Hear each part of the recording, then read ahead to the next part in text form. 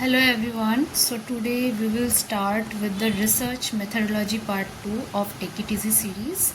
So let's get started. अच्छा, so today we will start about the types of researches. तो research के जो type होते हैं बहुत सारे टाइप्स होते हैं. पर्पस के हिसाब से डिवाइड होता है, फिर डेप्थ स्कोप इसके हिसाब से भी डिवाइड होते हैं. So it has been divide in the by the purpose, by the depth, by the methodology, that is quantitative, qualitative. तो बहुत सारे होते हैं and we honestly can not cover in one video. There are so much types of researches. फिर भी धीरे धीरे ही कंप्लीट करेंगे, बट आपको कॉन्सेप्ट समझ में आए. So that's our main motto. ठीक है, तो फिर स्टार्ट करते हैं. सो types of researches. So researches can be classified in multiple ways based on its purpose, methodology, data type, depth and time frame. So below are some types of researches explain in detail. तो यहाँ पे कहा जा रहा है कि बहुत सारे, जैसे मैंने आपको बताया है कि मल्टीपल वेज होता है रिसर्च को डिवाइड करने का. That can be purpose, that can be methodology. अब मेथोडोलॉजी और मेथड्स में वो डिफरेंट है, वो मैं आपको बाद में समझाऊंगी. आप सिर्फ इतना जान लो मेथोडोलॉजी, ठीक है. फिर data type, depth,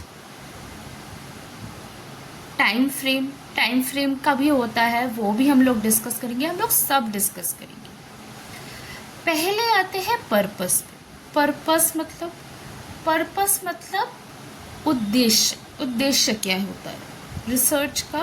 what is the purpose of doing research? तो दो तरह के होते हैं on the basis of purpose. First is basic, fundamental, theoretical research. जो होता है ना, बहुत सारे साइंटिस्ट थ्योरीज देते हैं रैदर देन प्रूविंग जी ये मेरी थ्योरी है. ऐसे हम लोग करके भी बहुत सारे रिसर्चेस हुए हैं जो based on theories. For example Freud का भी जो होता है, फ्रॉइड का भी जो हम लोग थ्योरी पढ़ते हैं, उसका भी कोई साइंटिफिक बेसिस नहीं है टू बी ऑनेस्ट. क्योंकि क्या होता है अनकॉन्शियस माइंड, क्या होता है सबको, वो भी हम लोग डिटेल्स में पढ़ें. ठीक है. तो बहुत सारे रिसर्चर्स ने क्या किया है, कुछ चीज़ें होती है जो वो ऐसे ही थ्योरी के बेसिस में समझाते हैं. So they focusing on generating new knowledge and understanding the phenomena without immediate practical application, जिसका हम लोग प्रैक्टिकल एप्लीकेशन नहीं कर सकते to be honest. For example studying how memory works in the brain without looking for a direct use in technology और therapy. हम लोग study कर सकते हैं कि मेमोरी हमारा एक थ्योरी होता है, तो थ्योरी हम लोग दे सकते हैं कि how does our memory works. ठीक है, लेकिन उसका डायरेक्ट टेक्नोलॉजी या थेरेपी पे यूज़ नहीं होता है. वो लोग हम लोग समझ के करते हैं या फिर थ्योरी दे के करते हैं कि this is how the brain works. अब एग्जैक्टली आप कैसे कह सकते हो कि मेमोरी ऐसे ही काम कर सकती है, right? So this is an example. Second होता है that is applied research.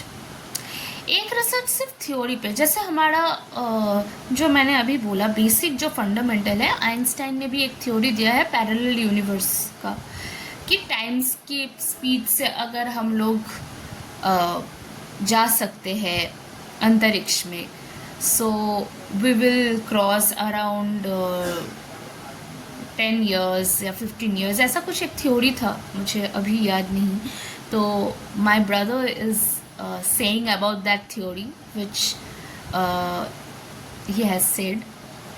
Okay, लेकिन एक होता है अप्लाइड रिसर्च. अब अप्लाइड रिसर्च क्या होता है? अप्लाइड रिसर्च होता है कि प्रैक्टिकल प्रॉब्लम्स का सल्यूशन निकाल. ठीक है, अप्लाई कर सकती. ये सिर्फ थ्योरी तक सीमित नहीं है. इसका एक एप्लीकेशन होता है। फॉर एग्जाम्पल, माइंडफुलनेस हमारी कंसंट्रेशन बढ़ाती है।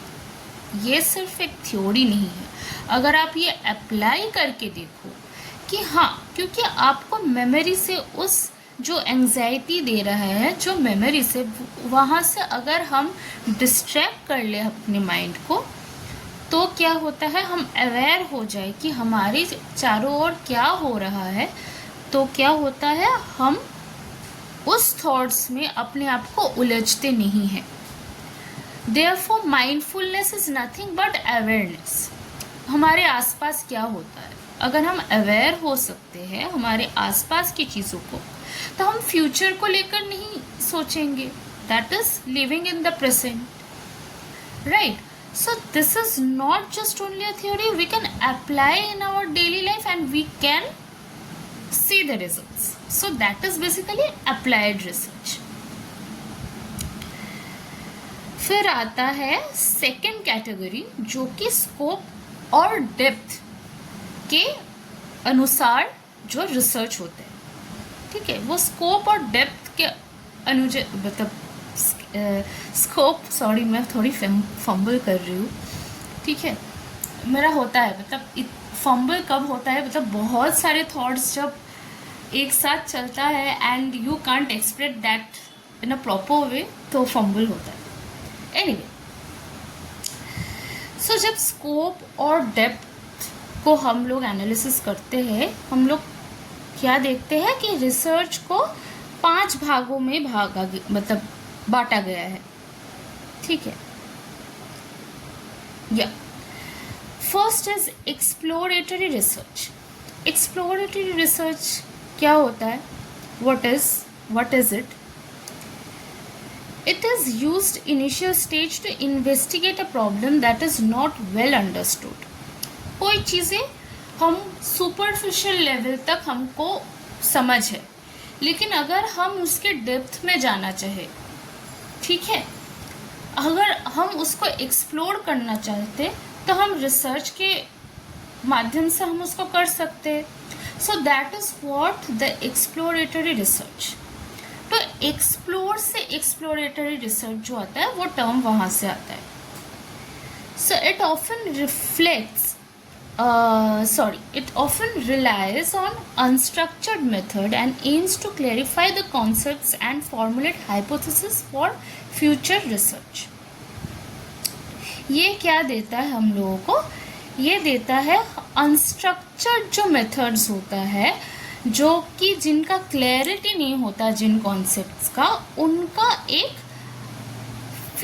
हम फ्यूचर रिसर्च कर सकते हैं, एक हम लोग हाइपोथेसिस कर सकते हैं, जिसको हम बाद में उसको स्टडी कर सकते हैं। अब हाइपोथेसिस क्या होता है, वो हम लोग बाद में डिस्कस करेंगे। ठीक है, सब डिस्कस होगा, तो कोई टेंशन लेने वाली बात नहीं है, सब होगा। ठीक है, फिर होता है डिस्क्रिप्टिव रिसर्च। डिस्क्रिप्टिव रिसर्च देखिए नाम से जाना जाता है। मेरी एक मैम थी ग्रेजुएशन में, तो वो हमेशा मुझे बोलती थी कि जब हमें डेफिनेशन याद ना रहे प्रॉपर किसी साइकोलॉजिकल टर्म का, तो ऑलवेज उसका English word, the meaning of the word उसका चेक करना होता है, ताकि हम लोग डेफिनेशन समझ सकें। For example, exploratory research exploration से आया है, डिस्क्रिप्टिव रिसर्च डिस्क्राइब से आया है। मतलब क्या, डिस्क्राइब करना पड़ेगा। Describe the characteristics, the behaviour, the functions of a phenomena without manipulating variables. Explain includes survey describing demographics और ऑब्जर्वेशनल स्टडीज और बिहेवियर्स। जो हम लोग वेरिएबल लेते हैं, वेरिएबल भी हम लोग अलग से पढ़ेंगे। There are so many concepts ना। वेरिएबल फॉर एग्जाम्पल, अभी समझ लो वेरिएबल जो फॉर एग्जाम्पल 2 टाइप्स के वेरिएबल्स होते हैं basically, independent variable and dependent variable हमारे साइकोलॉजी में, साइकोलॉजी के रिसर्च में। ठीक है, तो वहाँ पे क्या होता है, फॉर एग्जाम्पल आप मोबाइल ज़्यादा यूज़ करते हैं उसकी वजह से आपका नींद कम हो रहा है, ठीक है। अगर मैं ये रिसर्च करना चाहती हूँ कि मोबाइल की वजह से बच्चों की सोने पे क्या असर होता है, तो यहाँ पे हमारे दो वेरिएबल्स हो गए। दो वेरिएबल्स क्या होता है, एक तो है मोबाइल को स्क्रॉल करना, मोबाइल में ज़्यादा एंगेज रहना, वो एक वेरिएबल हो गया। दूसरा है द स्लीपिंग टाइम। ओके, तो कॉज, हाँ, हम लोग अब एक्सपेरिमेंटल रिसर्च भी पढ़ेंगे जहाँ पे हम कॉज एंड इफेक्ट देखेंगे, ठीक है। लेकिन अभी आप ये समझ लिए कि कोई भी रिसर्च को जब हम describe the characteristics and behaviours, ठीक है, कोई भी फेनोमेना क्यों हो रहा है, कैसे हो रहा है, हम जब डिस्क्राइब करते हैं तब डिस्क्रिप्टिव रिसर्च होता है। फॉर नाउ दैट्स इट, ठीक है। हम और डिटेल्स में बात करेंगे इसके बारे में। फिर आता है एनालिटिकल रिसर्च। एनालिटिकल रिसर्च क्या होता है, uses already available information to analyse and evaluating existing phenomena often to answer the why behind an occurrence. मतलब हम कुछ एनालाइज कर रहे हैं, ठीक है। Use already available information, already available जो इंफॉर्मेशन होता है उसको जब हम एनालाइज करते हैं, इवेल्युएट करते हैं कि क्यों ये हो रहा है, कैसे हो रहा है, हम लोग जब एनालाइज करते हैं तो that is analytical research. Again the term analytic is itself come from analysis. तो whenever we are analyzing something, that why this has happened, how does it happen, so we will use the analytical research. Fine. और दो type के होते हैं, जो explanatory research focus on identifying the cause and effect. ये explanatory, sorry, ये experiment होता है। हाँ, एक्सपेरिमेंटल रिसर्च क्या होता है, जब कॉज एंड इफेक्ट होता है कि इसकी वजह से ये हुआ, उसका वजह से ये हुआ, जो होता है ना हम लोग एक्सपेरिमेंट जैसा होता है। फॉर एग्जाम्पल पैवलोव का एक्सपेरिमेंट आप सभी को पता ही होगा कि वो जब खाना लाता है तो उनका जो डॉग होता है उनको सलाइवेशन होता है, ठीक है। तो एक्सपेरिमेंटल रिसर्च जो होता है वहाँ पे हमेशा कॉज एंड इफेक्ट रिलेशनशिप आता है। चाय मीठी क्यों है, फॉर एग्जाम्पल मैं बोल रही हूँ, चाय मीठी क्यों है, क्योंकि इसमें चीनी डाला गया है। चीनी में सुक्रोज होता है, इसलिए हमें वो मीठा लगता है, right. So this type of कि आप चीनी जितना डालोगे चाय में उतनी मीठी होगी। So this is a type of cause and effect relationship. Correlational research, इसमें क्या होता है, रिलेशनशिप समझाया जाता है। यहाँ पे कॉज एंड इफेक्ट नहीं होता कि इसकी वजह से वो हो रहा है, यहाँ पे क्या होता है, रिलेशनशिप, ठीक है। जैसे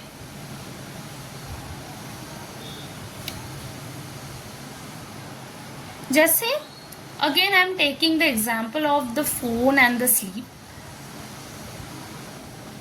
कि फोन ज्यादा चलाने की वजह से हमारी नींद कम होती है, ओके फाइन, लेकिन is that the only cause of having low sleep? हो सकता है हमने कॉफ़ी ज़्यादा पी हो, इसकी वजह से भी हमारा स्लीप कम हो सकता है, या हमने टीवी ज़्यादा देखी हो, या फिर हमारे सर पर कोई टेंशन है, अगले दिन हमारे एग्ज़ाम है, एंजाइटी की वजह से स्लीप नहीं हो रही है। सो ओनली सिर्फ फ़ोन से, हमारी मम्मी लोग कहती है ना, सारे मतलब बुखार भी आ गए, सारी आफत की जड़ ये फ़ोन ही है, बुखार भी आ जाए तो आग लगा दे अपने फ़ोन को, ऐसा हमारी मम्मी लोग कहती। लेकिन only that can be the reason. हमारी नींद ना आने की बहुत सारे रीज़न हो सकता है, ठीक है। झगड़ा हो गया हो किसी से, इसलिए भी नींद नहीं आती, गुस्सा आ रहा है, नींद नहीं आती। सो यहाँ पे सिर्फ कॉज एंड इफेक्ट हम नहीं कोरिलेशन में एक्सप्लेन कर सकते, ठीक है। कोरिलेशन में सिर्फ हम रिलेशनशिप एक्सप्लेन कर सकते हैं. Yes, there are many factors जिसकी वजह से हमें नींद नहीं आ रही है, लेकिन फोन चलाना is also can be the reason. तो उसका रिलेशनशिप हम लोग पर्टिकुलर देखते हैं कि एक्सपेरिमेंट में क्या है, यही हो रहा है, इसकी वजह से ये हो रहा है. ये एक्सपेरिमेंट में हम लोग बोल सकते हैं, लेकिन कोरिलेशन में ऐसा कुछ नहीं होता. ठीक है. और भी बहुत सारे टाइप्स ऑफ रिसर्चर्स है जो कि हम लोग नेक्स्ट वीडियो में पढ़ेंगे. ठीक है. अभी तक के लिए टाटा, बाय बाय.